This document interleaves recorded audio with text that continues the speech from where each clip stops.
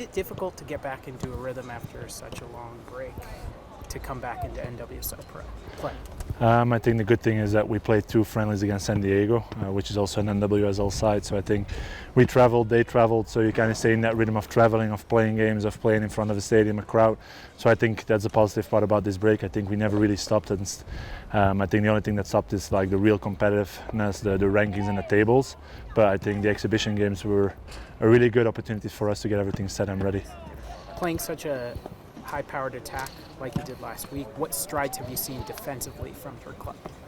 Yeah, I think we did a good job at making sure they were not getting to their offense too often. I think that was the difference with the first few games that we played this season, where very often we were really defending our box, and now we were up higher defending, really pressing and making sure we didn't have to defend our box. So I think that was really effective. And then we see that we can also cause an issue to any opponent in this league if we're just able to be more front-footed and be pressing slightly higher.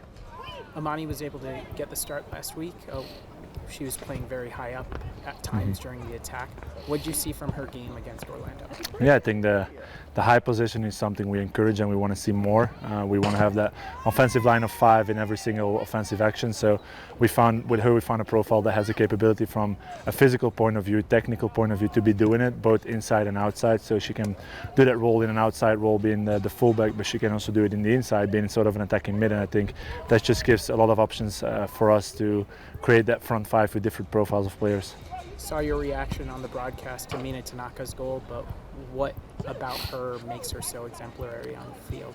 I think ever since two months ago, I think she really started taking up the leadership role more and more by setting an example on the pitch, and I think that's what we needed. That example on the pitch that shows us the way, that leads us the way to how we need to do things. And I think she's been really consistent the last few months, and I think that's what we need. In times of trouble, finding that consistent piece that will always deliver a performance that the team needs, and I think that's really important. First regular season back in front of America First Field. What do you want the fans to know ahead of this match? Yeah, I think we played a really good game last weekend away, so we want to do the same for our fans at home and show them that this is what we're about and this is what they can expect with us for the rest of the season. So I think that's a really important part for us, like just showing that we've changed a few things. We're wanting to be more competitive, and we want the fans to see that and get behind us again. Amani coming back from injury and the entire road to getting back on the field. What has it been like, the steps along the way to getting back on the pitch? Yeah, I mean, I think it's been a hard road. I think anyone who's been through a season-ending injury would know that it takes some time, and it takes some time to get back to level that you feel like you need to be at. So, I mean, I think my biggest thing that I've told myself over this journey is patience and trusting the process and continuing to build and lean on my teammates as I move through it. So no, I'm excited to be back on the field and continuing. My goal is always to just help the team in any way I can, so it's exciting. It seemed like even while you weren't on the field last year, you were still staying connected to the group. What were some of those ways that you were having connection points, even though you weren't playing on the field? Yeah, I mean, for me, I think it was really important for me to do my rehab here in Utah. It was just really special to be in and around the team every day. I was here from 8 a.m. to 2 p.m. the same amount of time every single day. So I would be in the team meetings, I would be in and around the practices when I could, and just being able to have that camaraderie with my teammates consistently, I think was really helpful for continuing to motivate me in what I'm doing.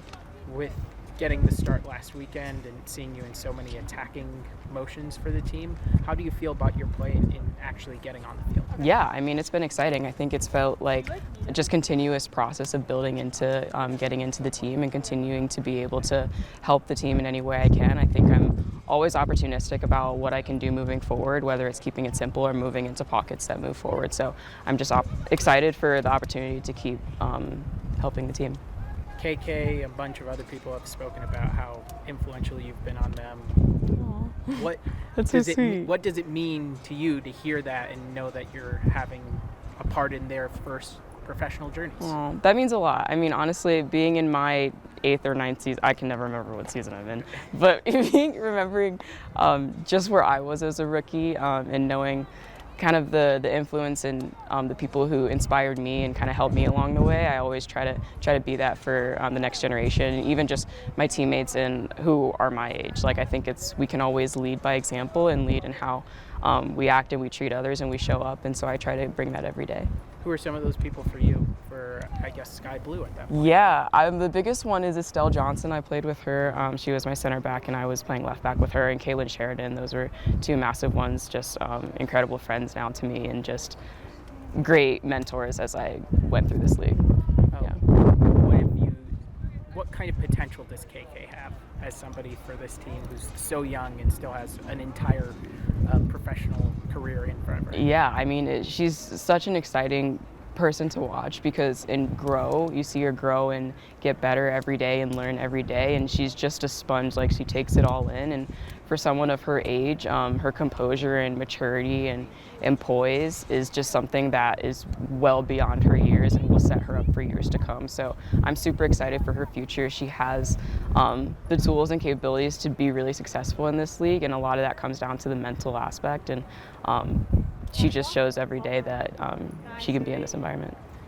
Looking at the game tomorrow, what are you guys focusing on, knowing that it's another really good high-level opponent after dealing with another high-level opponent last week and getting the point against Orlando? Yeah, I think really what we've been focusing on this whole summer break is our process. So as much as we're playing Kansas City and we know it's going to be an intense battle, we're focused on what we need to do. So this week we've been focusing on our attack and our final third finishing, but we're also continuing to remember our foundations of what are our defensive principles, how are we defending in the box and working on our press. So all of these like structural components that are key to who we are our primary focus, and just sticking together.